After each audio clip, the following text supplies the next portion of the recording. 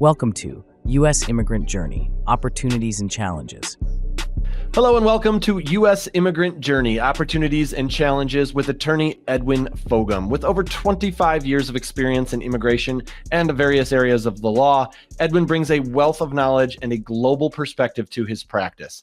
I am your host, Kevin Rosenquist, and today's episode is Navigating US Work Visas. Which one is right for your foreign employees? Edwin, so great to see you again. Thanks for being here. Great to see you, Kevin. We've talked a little bit about this before, but refresh my memory. What are the most common types of U.S. work visas that businesses should consider for employees? When you think of work, professional, or business visas, you have to first of all think of whether it is a temporary or a permanent work visa, right? There are temporary visas that are called non-immigrant visas, and there are permanent visas that immigrant visas for green, that the foreign national will become a permanent resident.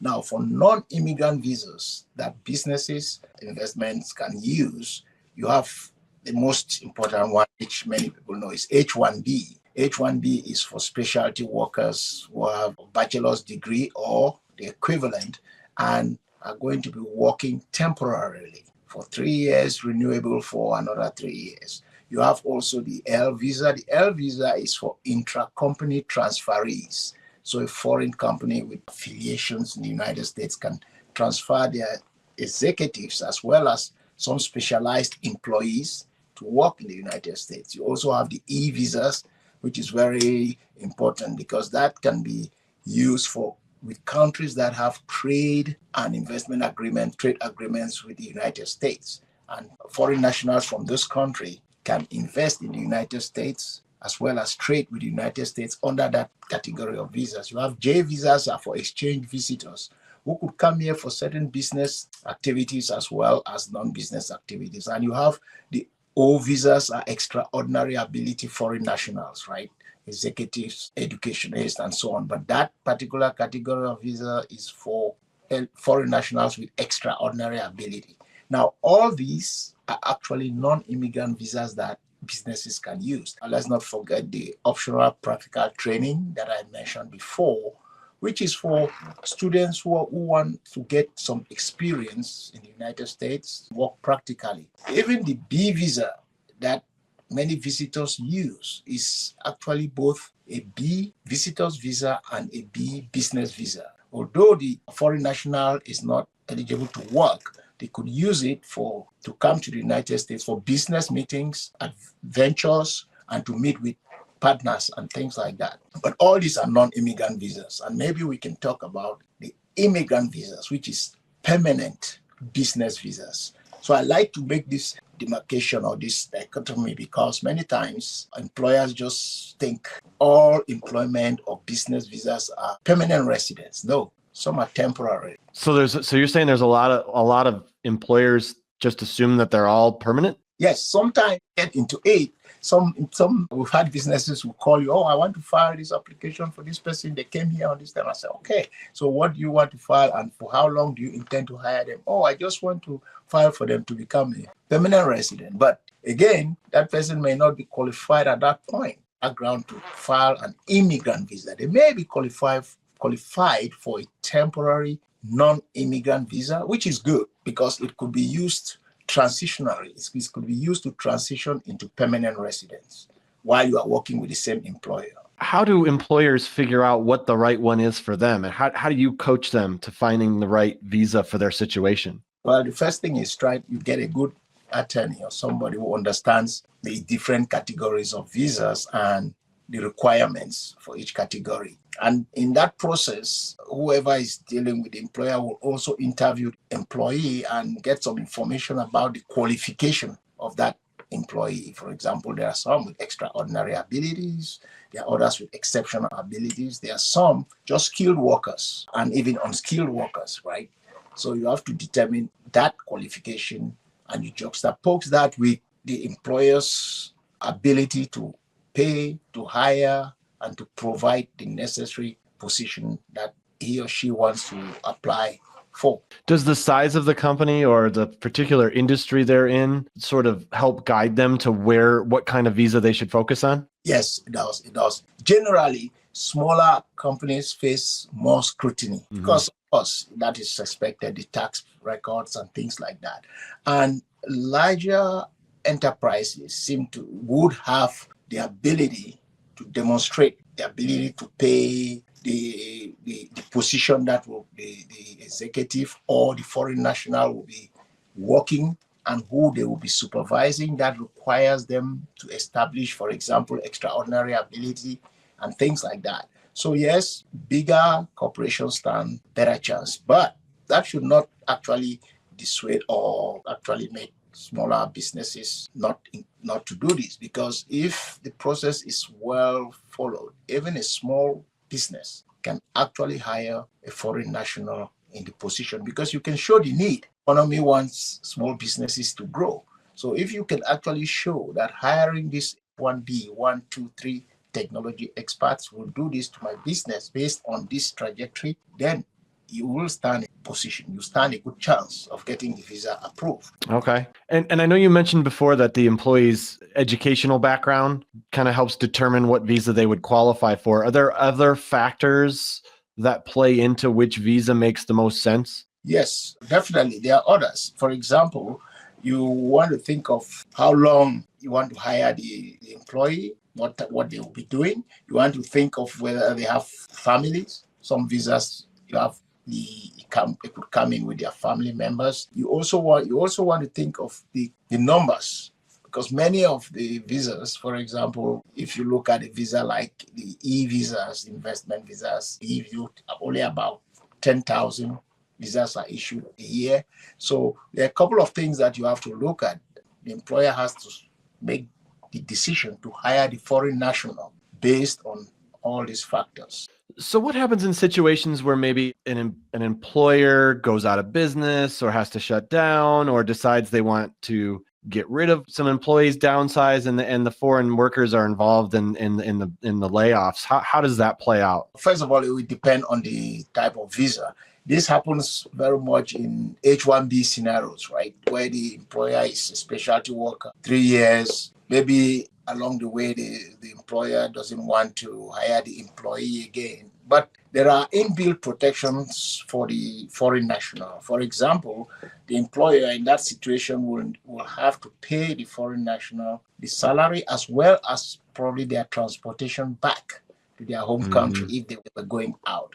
Now, in other categories of visas, for example, especially permanent visas like green cards, there's not much that the employer can do because the employee could work somewhere else. Now, that will be a typical employer-employee situation where you're just terminating somebody, but they still have their valid status. Say if somebody came in extraordinary ability, alien, or national interest waiver, or permanent resident green card holder based on employment, after they get their green card, you terminate them, they could look for another employer and still work. The problem with this will really be in non-immigrant visas, like O visas, H-1B visas, intra-company transferees, and so on. But there are some protection for foreign nationals as well. Is the H-1, so you had mentioned the H-1B is more common within like the tech industry and things like that, which makes sense. Is the reason that there happens a lot with that one because of like startups and things like that may think they have a lot of headway, but they kind of trail off a little bit? I agree. They have, first of all, the employees have more opportunities, just as well as the employers can also want to change a lot of stuff. So it happens a lot with H-1Bs. But the good thing about H-1Bs is that you can change employers if you are still within your time period, as long as the new employer is qualified or has the ability to take you on and you have the qualification. You can do that. It's a possibility. It may be difficult in some categories like the intra-company transferee L visas, where the foreign national came under that particular company, is transferred from somewhere, they may have to just go back, right? Because they won't be able to work here in another category. For e-visas like trade and investments, they could be sole proprietor, they could work on their own if they qualify here. That's a non-immigrant visa, but they really can work here and show that this is based on this trade or this investment in the United States. Aside from tech, where do you see a lot of foreign national hiring, and what type of visas are most common for other industries? I see it in health. Sure. Eight visas, H1C for nurses. You have it in medical doctors, foreign medical graduates. You can get them as researchers, or you could do what is called, you could get them through the national interest waiver if they are working in underserved areas. I also see it in agricultural situation for H2 visas for agricultural workers, temporary workers, as well as skilled and unskilled. So those are some of the areas apart from tech that I say. Education is also becoming an area that we see a lot of non-immigrant visas being granted because of course, US is global education is being want to compete. What are some of the challenges employers face when sponsoring employees for work visas, and how do you kind of coach them to prepare for these obstacles? Well, the challenges are numerous, right? There are lots of challenges. First of all, most employers, they know their business and everything, but they don't know what is required from an immigration perspective to hire. They know how to hire anybody, Americans, but they don't understand that to hire a foreign national, you have to look at other things. Their status in the United States, their qualification, the equivalence of those qualifications, and what they're going to do, how long you're going to hire them. Are you going to proceed to file a permanent visa for them after you hire them as non-immigrants in either H-1B visa or so? So those are real challenges. But the good news is that they are not as complicated as they look. It is very clear.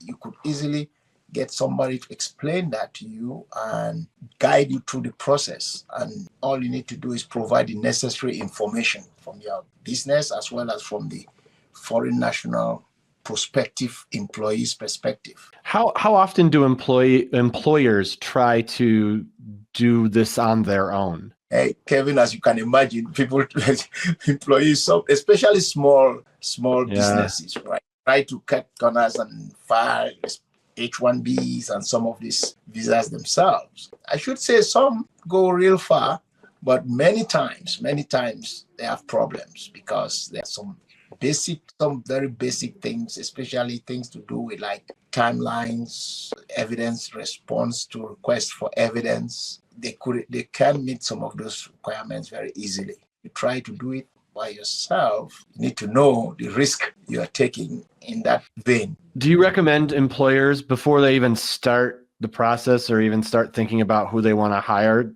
come to someone like you first to sort of get the lay of the land, understand what they're doing, and be able to plan better? Is that something you recommend? Obviously, yes, you're a little biased, but... I know I'm a little biased in this, of course, but I recommend that strongly because immigration generally is a strategy. Immigration, you have to look at things. First, you have to start early, and you have to look at any immigration strategy broadly and from afar as well as ahead. So it's always recommended that you get somebody who can see what has transpired right up to where the foreign national is here and can understand what can be done in future depending on the visa that you are pursuing. So you can't go wrong with that. I know it's a challenge sometimes financially otherwise, but if you do the cost-benefit analysis, and if you really wanted to hire that person without spending money, see what will happen to your business if you don't, or if you spend money and then the visa is denied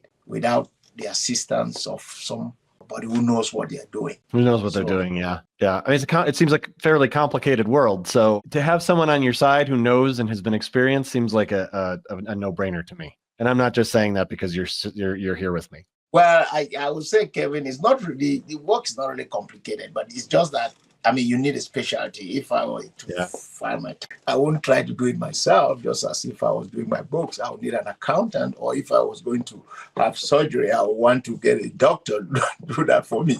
All right. Well, thank you for joining us on US Immigrant Journey, Opportunities and Challenges with Attorney Edwin Fogam. To connect with Edwin and his team, head to fogamlaw.com. And of course, please like and subscribe to our channel and leave us a review. Edwin, it's always great to see you. Thanks so much for your time. Yes, Kevin. And one closing word is that there are lots of opportunities in this new administration for businesses and employers. because that is the trajectory, right?